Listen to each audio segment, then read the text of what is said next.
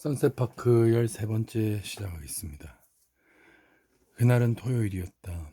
12월 초의 잿빛 토요일이었다. 집엔 앨리스밖에 없었다. 방은 밴드와 함께 리허설을 하러 1시간 전에 집을 나갔고 앨런은 언니와 쌍둥이 아기들과 함께 하루를 보내러 어퍼 웨스트 사이드에 갔다. 제이크 역시 이제 막 아기를 가진 형과 형수를 만나러 뉴저지 몽클레어에 가고 없었다. 아기들이 온 사방에서 튀어나왔다. 지구 여기저기에서 여자들은 씩씩대며 힘을 주어 갓난아기들의 부대를 쏟아내어 인류를 연장시키는데 맡은 바 소임을 다하고 있었다. 머지않은 장래 어느 때인가는 그녀 또한 자신의 자궁을 시험대에 올려 한몫할 수 있을지 확인해보고 싶어질 날이 올 것이다. 남은 문제는 제대로 된 아버지를 고르는 것이다. 근 2년간 제이크 봄이 바로 그 사람이라고 여겼지만 요즘 들어 제이크가 슬슬 못 믿어지고 둘 사이에 무언가가 허물어지고 있는 듯했다. 그들이 같이 선 땅이 서서히 부식되어 상해가고 있었다. 이렇게 상황이 계속 악화되어 간다면 머지않아 해안선 전체가 물에 쓸려가고 온 마을이 물속으로 가라앉고 말 것이다. 반년 전만 같았어도 앨리스는 그런 질문을 던져볼 생각도 하지 않았겠지만 지금은 자기에게 제이크와 관계를 계속 유지해 나갈 힘이 있는지 확신이 서지 않았다. 제이크는 결코 부침성 좋고 말 잘하는 사람은 아니었지만 그녀가 감탄에 맞지 않는 부드러움이 있었다. 그가 세상에 접근하는 아이러니하면서도 매력적인 방식에서 그녀는 위로를 얻었고 자기들이 잘 어울리는 동지라고 느꼈다. 그런데 요즘 들어 제이크가 그녀를 멀리했다. 환하고 낙담한 듯 보였고 한때는 활달했던 제담에도 전에 없던 냉소가 배었다. 자기 학생들과 동료 경사들을 아무리 깔아뭉개도 직성이 풀리지 않는 듯했다. 라가디아 지역 전문대학은 거지 발삭의 대학 뻘소리꾼 공업전문학교, 상급 지진화 학원으로 바뀌었다. 앨리스는 그가 그런 식으로 말하는 것이 듣기 싫었다. 그의 학생들은 대부분 가난한 노동계급 이민자들로 일을 하면서 학교에 다녔다. 그녀가 너무나도 잘 알고 있듯이 절대 쉬운 일이 아니었다. 그런데 더 배우고 싶어 한다는 이유로 그 사람들을 비웃다니. 그가 쓰는 걸도 사정은 별반 낫지 않았다. 문학계에 대한 매서운 경멸과 자신의 재능을 인정하지 않은 모든 편집자에 대한 원한으로 가득한 신랄한 발언들을 거침없이 쏟아놓은 소설은 번번이 거절당했다. 앨리스는 그가 재능이 있으며 그의 작품이 나아지고 있다고 확신했지만 천재라고 할 만큼의 재능은 아니었고 그의 미래에 대한 기대도 마찬가지로 크지 않았다. 어쩌면 그것도 문제를 키웠을지도 모른다.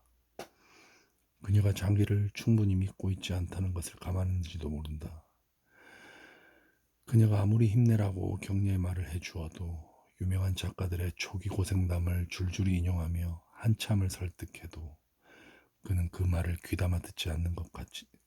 그는 그 말을 귀담아 듣는 것 같지 않았다.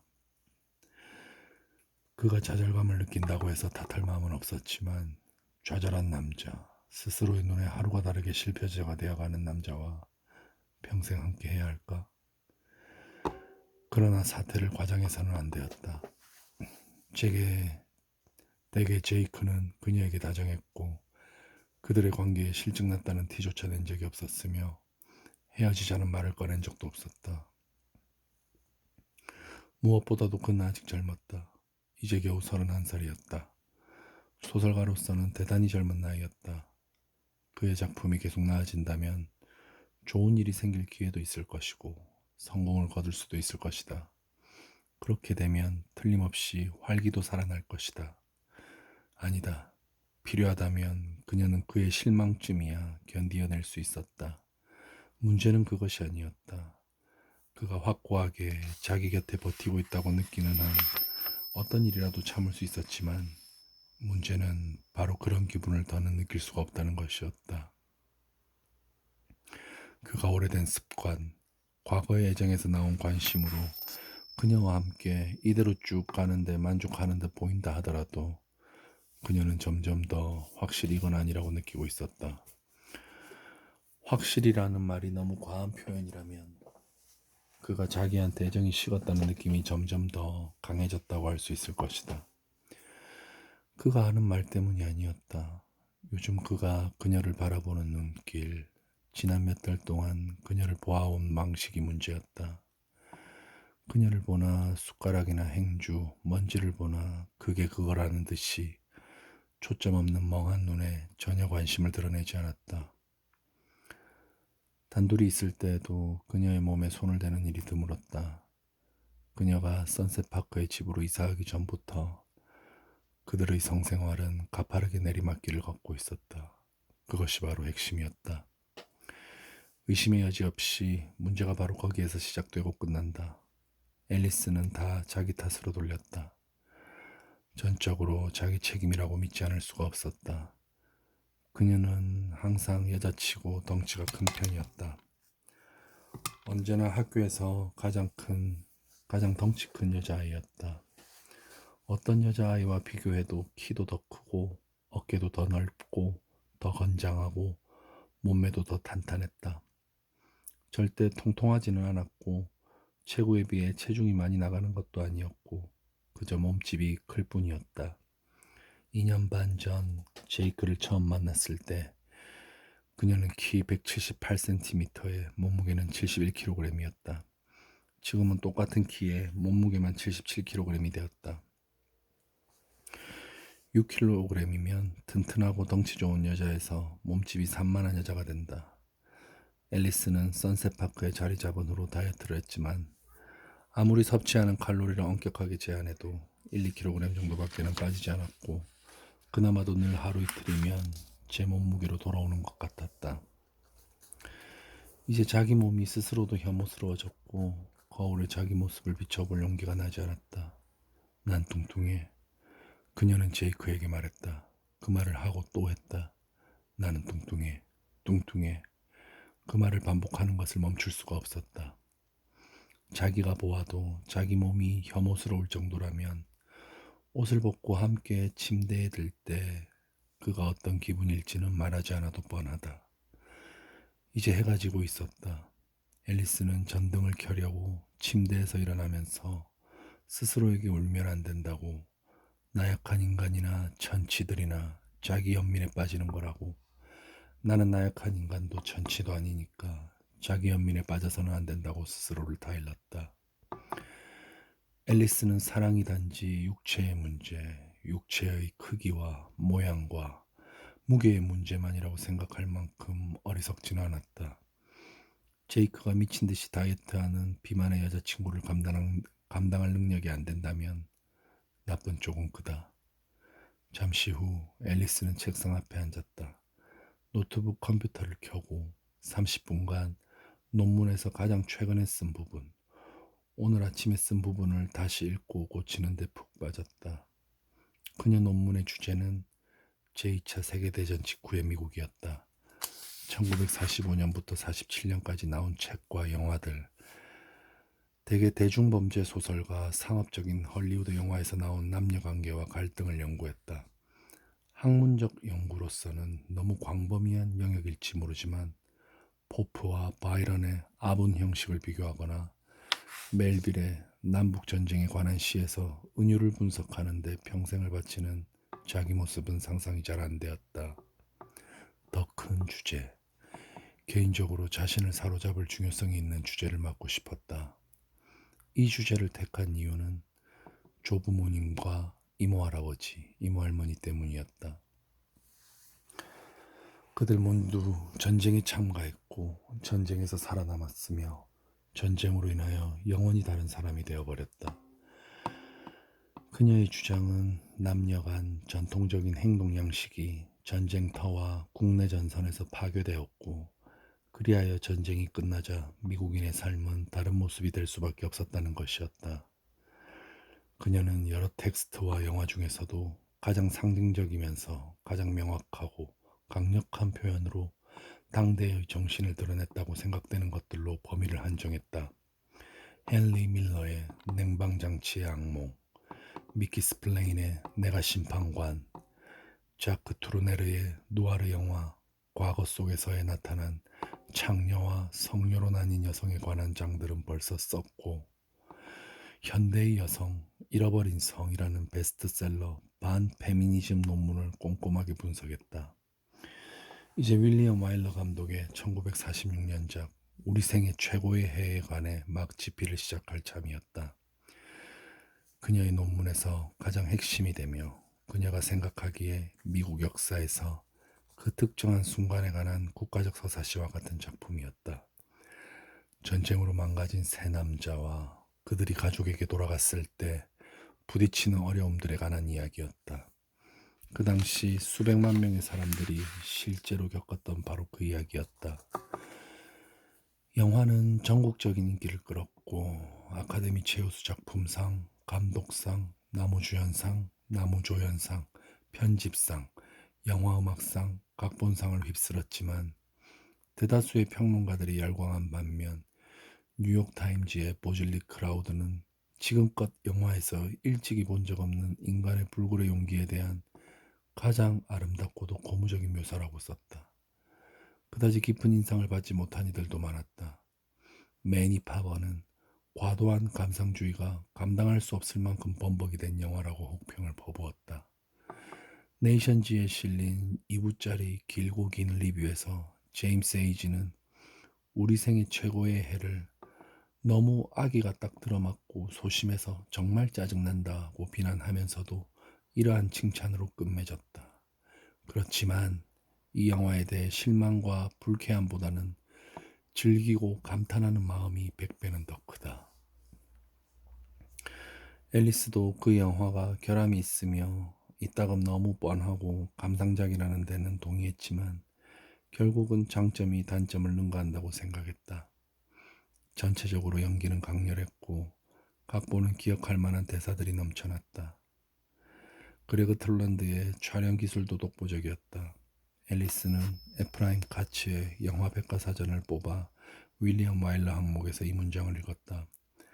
톨란드가 완벽의 경지로 끌어올린 혁명적인 딥포커스 촬영술 덕분에 와일러는 그가 가장 좋아하는 영화 테크닉인 롱테이크 기법을 발전시켰다. 이 기법으로 인물들은 서로 분리되어 인물 상호관계를 방해하는 일 없이 전체 장면이 지속될 동안 같은 프레임 안에 등장할 수 있었다. 두 문단 아래 우리 생애 최고의 해에 관한 짤막한 설명 말미에 저자는 그 영화가 셀룰로이드 필름에서 일찍이 보여준 바 없는 복잡한 구성을 담고 있다고 말했다. 그녀가 쓰는 논문의 목적면에서는 이것이 훨씬 더 중요한 점이었는데 영화의 이야기는 그녀의 최대감 신사인 남녀 갈등에 정확히 초점을 맞추고 있었다. 남자들은 더 이상 아내와 여자친구 앞에서 어떻게 행동하면 좋을지 알 수 없었다. 그들은 가정생활에 대한 의욕, 가정에 대한 감각을 상실했다. 여자들과 따로 떨어져서 살았던 세월, 전투와 사륙의 세월, 전쟁의 공포와 위험에서 살아남기 위해 고군분투했던 세월을 겪고 난 후 그들은 민간인이었던 과거로부터 끊어져 나왔고 악몽처럼 자꾸만 되살아나는 과거의 경험에 사로잡혀 불구가 되었다. 그들이 뒤에 두고 떠난 여자들은 그들에게 낯선 존재가 되어 있었다. 영화는 거기에서 시작된다. 평화가 찾아왔지만 이제 어떻게 될 것인가? 앨리스는 작은 텔레비전과 DVD 플레이어를 가지고 있었다. 집에는 케이블 연결선이 없어서 텔레비전으로 일반 방송을 볼 수는 없었지만 영화는 볼 수 있었다. 이제 우리 생애 최고의 해에 대한 장을 시작할 참이니까 영화를 한 번 더 봐야 할 것 같았다. 일을 시작하기 전에 마지막으로 한 번 예행 연습 삼아서 이제 어둠이 깔렸지만 앨리스는 영화를 보기 위해 침대에 편안히 자리를 잡고 영화에만 집중하려고 불도 껐다. 물론 앨리스는 전체 내용을 다 잘 알고 있었다. 네댓 번이나 보았으니 사실 영화를 외우다시피 할 정도였지만 혹시 전에 놓쳤을지도 모를 소소한 것들을 찾아보기로 마음먹었다.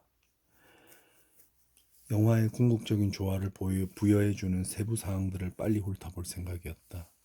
데이나 앤드루스가 공항에서 본 시티행 비행기표 예약에 실패하는데 기번스 씨는 동포들이 전쟁을 승리로 이끌도록 몸바쳤던 공군 조종사 앤드루스를 못 본 척 외면하고 아무렇지도 않게 자기 초과 수화물 요금을 내는 첫 장면에서부터 앨리스는 귀환한 군인들에 대한 민간인들의 무관심이 드러나는 행동 하나하나를 눈여겨보아야겠다고 생각했다.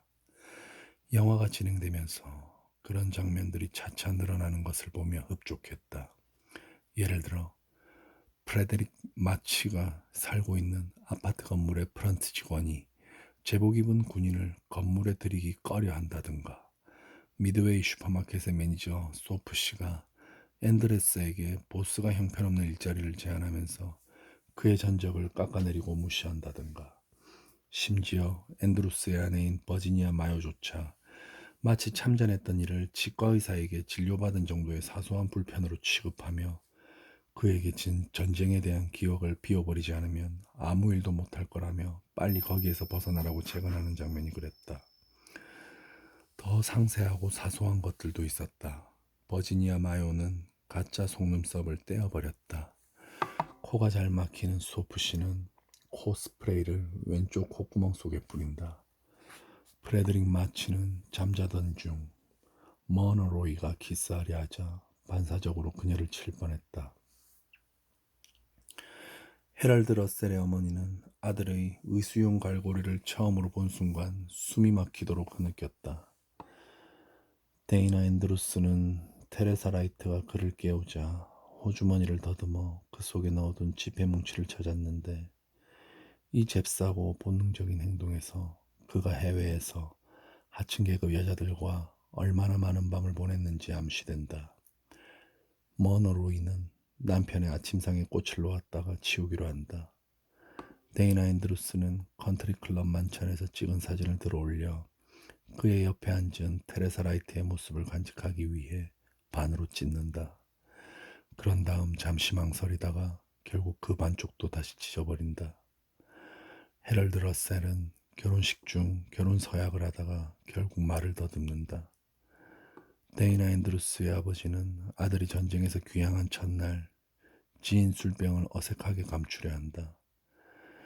지나가는 택시 차창 너머로 핫도그로 만족하실 건가요? 라고 쓴 간판이 보인다.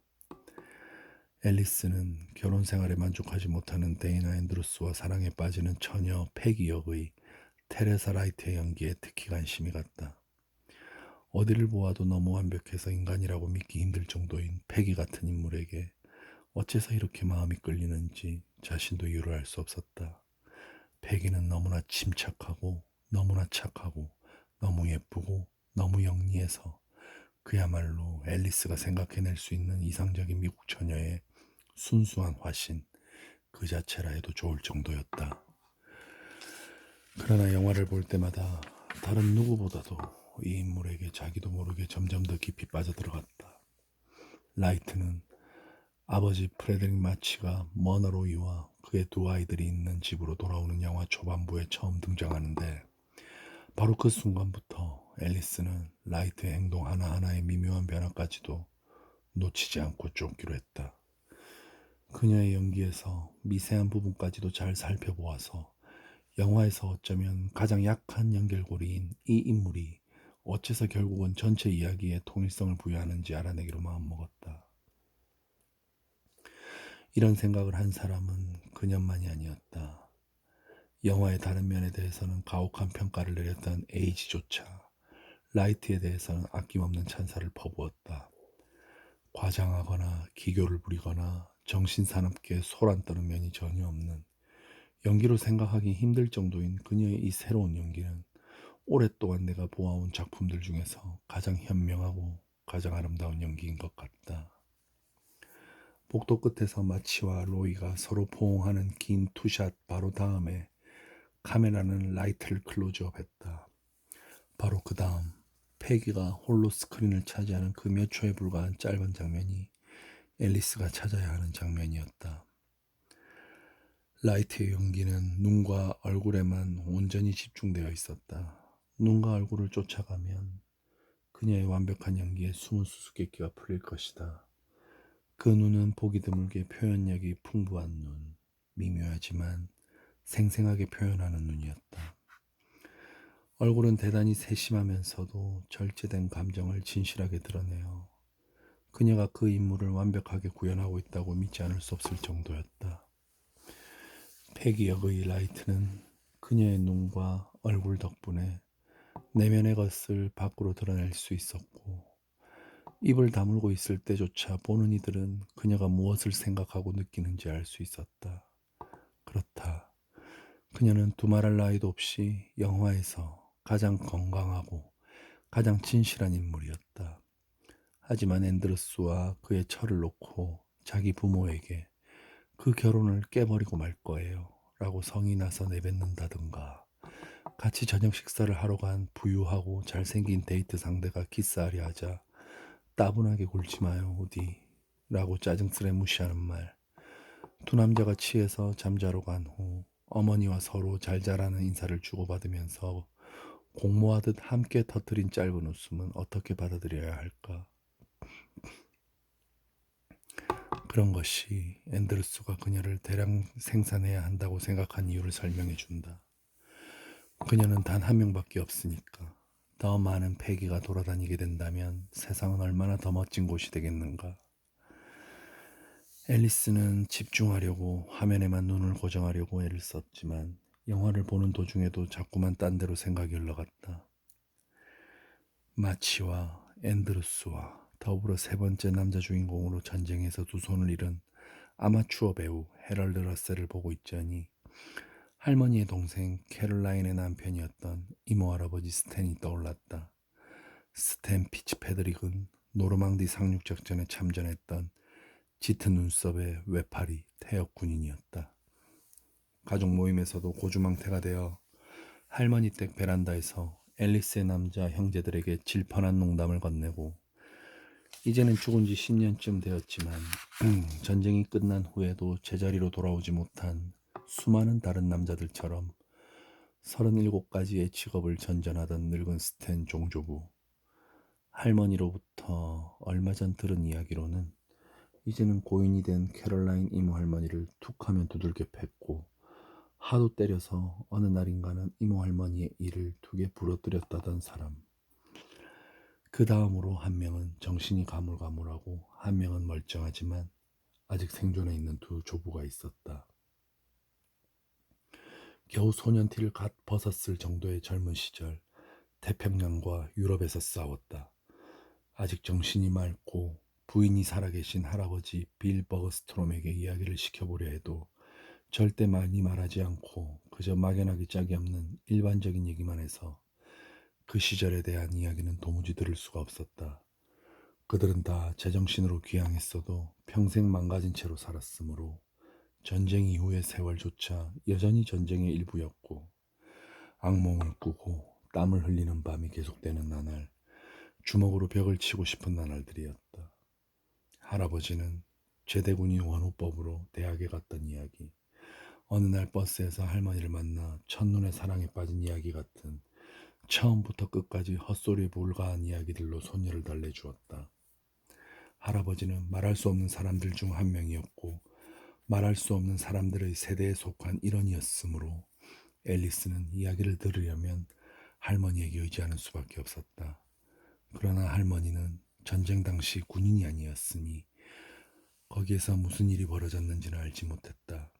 할머니가 해줄 수 있는 이야기라고는 세 자매와 그들의 남편들, 죽은 캐롤라인과 스튼 피츠패트릭과 애너벨에 대한 이야기뿐이었다. 애너벨은 남편이 안치호에서 전사하여 나중에 짐 판주어스라는 태평양 전쟁 참전 퇴역군인과 재혼했지만 남편이 바람을 피운 데다 내막은 확실치 않지만 수표를 위조했다던가 주식 사기에 끼었다던가 사고를 쳐서 얼마 못 살고 이혼했다. 또 판주어스는 앨리스가 태어나기 한참 전에 사라졌으므로 그녀가 아는 애너벨 이모 할머니의 남편은 마이크 매거트 뿐이었지만 그는 순회 외판원 출신으로 전쟁 이야기는 입에 절대 올리지 않았다. 마지막으로 6아이를 둔 부부 글로리아와 프랭크 크러시니아크가 있었지만 프랭크의 전쟁은 다른 이들의 전쟁과는 달랐다. 장애가 있는 척하여 군복무를 피했으니까 딱히 할 얘기가 없다. 앨리스는 침묵하는 남자들의 세대, 대공황을 겪고 자라나 전쟁에서 군인이 되거나 군인이 되지 않은 소년들의 세대를 생각하면 그들이 말하지 않으려 한다고, 과거를 돌아보지 않으려 한다고 탓하고 싶은 생각은 없었다. 반면 아직 할 이야기가 많지 않은 자신의 세대는 예를 들자면 빙처럼 끝도 없이 주절주절 얘기를 떠들어대는 남자들이나 제이크처럼 톡하고 건드려주기만 해도 자기 얘기를 늘어놓고 모든 주제에 대해 의견을 내놓고 아침부터 밤까지 말을 토해내는 남자들을 만들어내놓다니 참으로 이상하고 엄청나게 앞뒤가 안 맞는다는 생각이 들었다. 이런 남자들은 말을 한다 해도 그다지 듣고 싶지도 않았지만 침묵하는 남자들, 늙은 남자들, 이제는 거의 세상을 떠난 이들이 해야만 하는 말을 들을 수만 있다면 무엇을 내놓아도 아깝지 않을 것 같았다. 선셋파크 13번째 여기까지 하겠습니다.